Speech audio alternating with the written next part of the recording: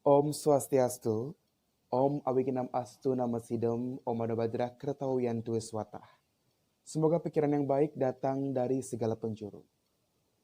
Makin Saudara yang berbahagia, kembali lagi bersama saya Dewa Made Bali Sugiarta, selaku penyuluhan PNS pada kantor Kementerian Agama Kabupaten Tabanan. Dan dalam kesempatan yang berbahagia ini, saya ingin berbagi informasi mengenai ajaran agama yang tentunya dapat kita jadikan sebagai kompas adapun penunjuk arah bagi kita untuk menjalani kehidupan sehari-hari. Umat Hindu Saudara yang berbahagia, adapun tema yang akan saya sampaikan dalam kesempatan ini berkaitan dengan pentingnya aspek lingkungan dalam menjalankan upacara yajna. Selamat menyaksikan. Umat Hindu Saudara yang berbahagia, tentunya ketika kita membahas mengenai ajaran yajna dalam ajaran agama Hindu, pastinya kata yajna tidaklah asing bagi diri kita sebab kita sangat dekat dengan kata tersebut. Karena yajna kita artikan sebagai sebuah pengorbanan suci dalam bentuk pelaksanaan ritual-ritual yang kita tujukan kepada Tuhan Yang Maha Esa. Ya, karena hampir setiap hari umat Hindu dimanapun berada melaksanakan ajaran yajna dengan beragam bentuk, dengan beragam rupa, baik dalam bentuk nitya yajna maupun naimitika yajna.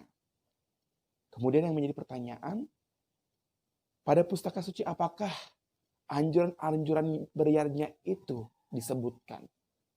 Sebenarnya banyak sekali umat Hindu Dharma anjuran-anjuran beryajna disebutkan dalam pustaka suci yang ada dalam ajaran agama Hindu.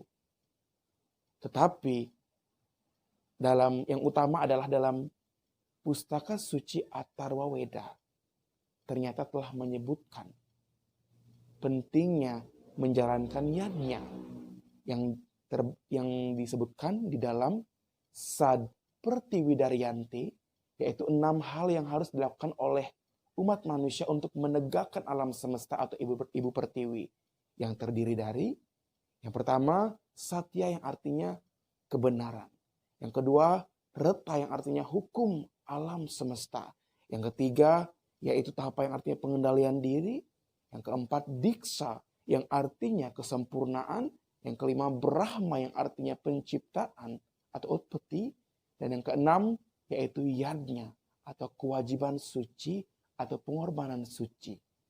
Wah, ternyata di dalam Atharwa Weda telah disebutkan di mana Atharwa Weda merupakan Weda Sruti itu sendiri. Bagian dari Weda Sruti telah menyebutkan pentingnya menjalankan yajna. Saudara yang berbahagia, selain pada mantra suci Atharwa Weda, keutamaan beryajna juga disebutkan dalam pustaka suci Bhagavad Gita Adhyaya 9 Sloka 16 yang menyebutkan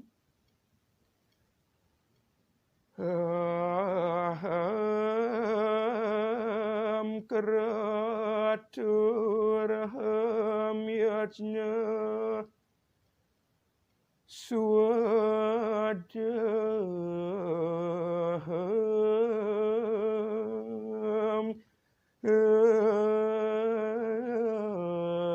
aham awasadam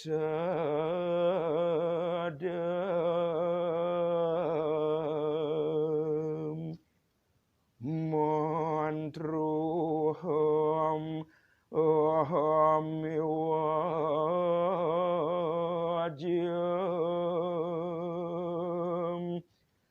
aham agnir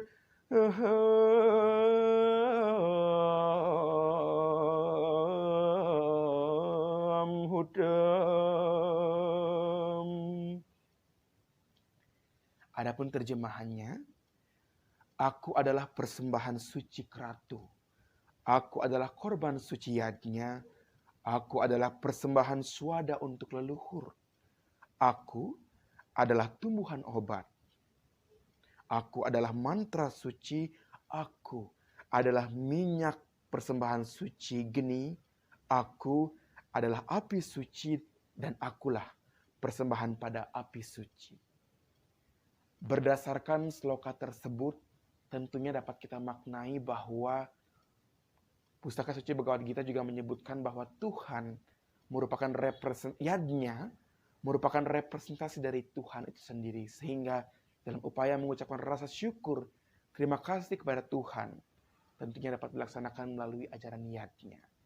Sebab Tuhan hadir dalam kehidupan kita, membantu segala kehidupan kita, memberi segala hal yang kita butuhkan dalam kehidupan kita. Seperti makanan yang dapat kita ambil, yang dapat kita nikmati tentunya dari alam. Dan alam merupakan representasi dari atau perwakilan atau perwujudan dari Tuhan itu sendiri. Disebutkan di dalam Pustaka Suci Bhagavad Gita Adhyaya 9 sloka 17 yang menyebutkan Pita hamasya jagato mata data pitamaham Widyam pawitram omkaram Riksamaya jurs ewascha. Pada sloka tersebut salah satunya menyebutkan bahwa Tuhan hadir sebagai datuk alam semesta atau sebagai alam semesta itu sendiri. Maka dari itu penting dan tentunya seyogianya kita sebagai umat manusia patut menjalankan ajaran yad-Nya. Umat Hindu saudara yang berbahagia, pentingnya ajaran yad-Nya yang termuat dalam pustaka suci Hindu tentunya telah dapat kita rasakan secara nyata bagaimana umat Hindu menjalankan yad-Nya dalam kehidupan sehari-harinya. Telah terimplementasi yad-Nya itu sendiri dalam kehidupan sehari-harinya, baik yang berskala kecil, berskala menengah, maupun berskala besar. Tetapi terdapat permasalahan dalam kita menjalankan upacara yad-Nya. Khususnya dalam kesempatan ini saya menyoroti permasalahan pelestarian lingkungan, aspek lingkungan ataupun kesadaran kita dalam merawat lingkungan ketika kita menjalankan upacara yad-Nya. Padahal sebenarnya yad-Nya yang kita lakukan itu adalah upaya kita untuk mensyukurin karunia dari Tuhan yang diberikan melalui alam atau lingkungan. Kemudian kita menjalankan yad-Nya sebagai ucapan terima kasih kepada Tuhan melalui alam atau lingkungan. Tetapi terkadang apa yang kita lakukan justru mengotori lingkungan. Iya. Maksud saya adalah limbah-limbah atau bekas-bekas upakara yang telah kita gunakan dalam beriadnya. Kadang-kadang kita tidak arif, ataupun kita tidak cermat dalam mengelolanya, dalam menyikapinya. Dan kadang-kadang setelah yadnya itu selesai, kita berpikir bahwa persembahan itu sudah selesai, sehingga kita buang secara percuma, atau kadang-kadang kita buang secara sembarangan. Banyak sekali saya lihat di luar sana, beberapa, saya tidak menyebutkan semua orang, tapi ada temuan-temuan seperti kurang cermatnya dalam mengelola limbah-limbah yadnya itu, sehingga dibuang ke laut, kemudian ke sungai, kemudian digeletakkan di pinggir jalan, sehingga mengotori lingkungan sampai yang namanya juga mencemari air, bahkan juga mengotori laut. Terlebih lagi, limbah-limbah yadnya tersebut tidak semuanya bersifat organik, tapi ada juga yang bersifat yang namanya sintetik. Barang-barang yang non-organik seperti bersifat plastik yang sangat sulit untuk terurai, yang sangat sulit untuk diurai oleh lingkungan melalui proses biologi, yang pada akhirnya akan mencemari lingkungan. Inilah yang sangat prihatin yang harus kita bersama sadari dan harus kita perbaiki ke depannya. Umat Hindu saudara yang berbahagia, tentunya dalam kesempatan ini saya tidak ada yang namanya atau tidak memiliki hak otoritas untuk melarang teman-teman semuanya harus menggunakan bahan-bahan upakara yang organik, bahan-bahan untuk beriadnya yang bersifat organik, tidak boleh menggunakan yang sintetik. Saya tidak memiliki otoritas tersebut, tapi alangkah lebih baiknya saya menyarankan untuk menggunakan bahan-bahan yang bersifat organik, sehingga nantinya lebih yang namanya ramah lingkungan, yang mendukung konsep pelestarian lingkungan seperti itu. Contohnya saja, penggunaan staples pada pembuatan canang dan bahan-bahan upakara lainnya. Sebenarnya boleh-boleh saja, selagi kita sebagai manusia, sebagai orang yang menjalankan yadnya, sebagai pelaku yadnya itu sendiri, bisa yang namanya menyikapinya dengan bijak. Artinya limbah-limbah tersebut harus kita benar-benar kumpulkan dan tidak buang sembarangan. Apabila kita buang sembarangan seandainya, kemudian kita buang ke sungai ataupun ke laut, dan apabila limbah-limbah tersebut tertelan oleh biota laut, seperti kura-kura dan hewan-hewan lainnya, maka mereka akan bisa celaka. Selain itu juga akan mencemari lingkungan. Maka dari itu alangkah lebih baiknya kita menggunakan bahan organik. Selain itu juga kita harus yang namanya tetap menjaga kebersihan, mengelola limbah-limbah hasil dari yardnya kita tersebut dengan baik. Karena yardnya itu sendiri tidak berhenti pada pelaksanaan upacara tersebut, tetapi bersifat kontinuitas, sustainable, berkelanjutan. Setelah melakukan upacara yardnya, marilah kita lanjutkan dalam kehidupan yang nyata, aksi yang nyata lainnya, seperti menjaga kebersihan, melestarikan lingkungan. Itulah yardnya lainnya, yardnya lanjutan dari upacara yang kita lakukan, bentuk terima kasih kita, lanjutan terima kasih kita kepada Tuhan. Bukan ketika kita selesai menjalankan upacara yardnya berarti kewajiban kita sudah selesai dalam beryardnya. Tidak. Sehingga dari hal itu kita bisa namanya, karena ketika kita sudah menganggap hal itu selesai, yardnya kita selesai dalam tataran upacara yardnya, kita dengan senang hati membuang limbah sembarangan ke sungai, kita serak-serakan di pinggir jalan, atau kita buang ke pantai, di mana limbah yardnya kita itu berisi bahan-bahan sintetik, kemudian juga tidak bersifat organik, banyak terdapat sampah-sampah plastiknya, staples yang bersifat benda-benda besi. Apabila itu mencemar lingkungan, maka itu juga yang akan mengancam lingkungan. Maka jatuhnya adalah bukan penghormatan atau syukur kepada Tuhan, tetapi penghinaan. Mengapa penghinaan, umat saudara yang berbahagia? Sebab terdapat sebuah kalimat subasita yang menyebutkan Sarwa buta namaskaram kesawam pratigacati. Sarwa buta tiraskaram kesawam pracati. Yang artinya, apabila kita melakukan penghormatan kepada siapapun, termasuk kepada alam lingkungan, maka penghormatan itu juga akan sampai kepada Tuhan Yang Maha Esa.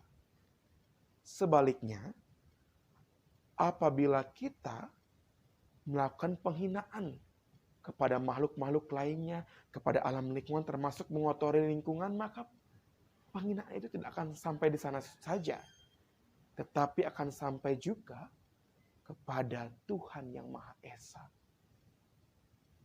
Akan sampai kepada Tuhan Yang Maha Esa. Maka dari itu, konsep inilah yang harus kita jadikan sebuah cerminan.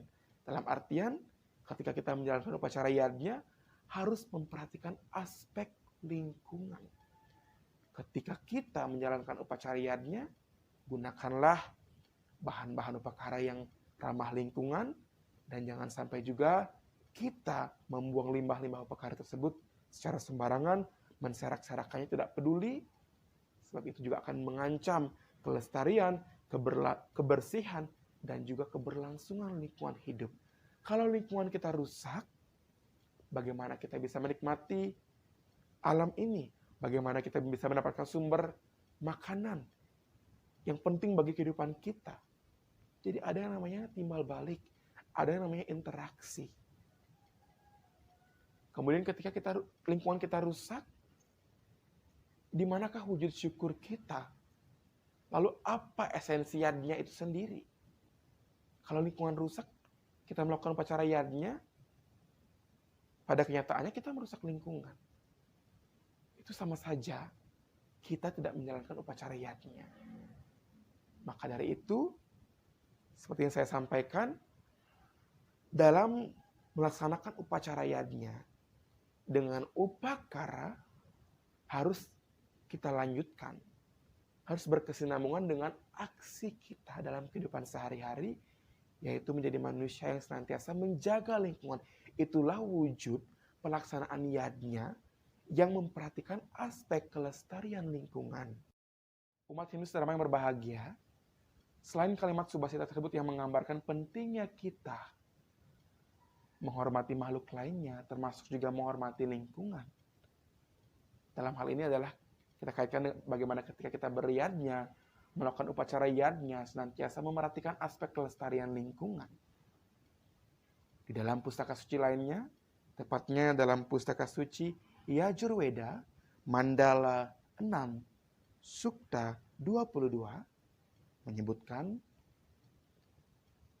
Ma apo himsir, ma osadir himsih.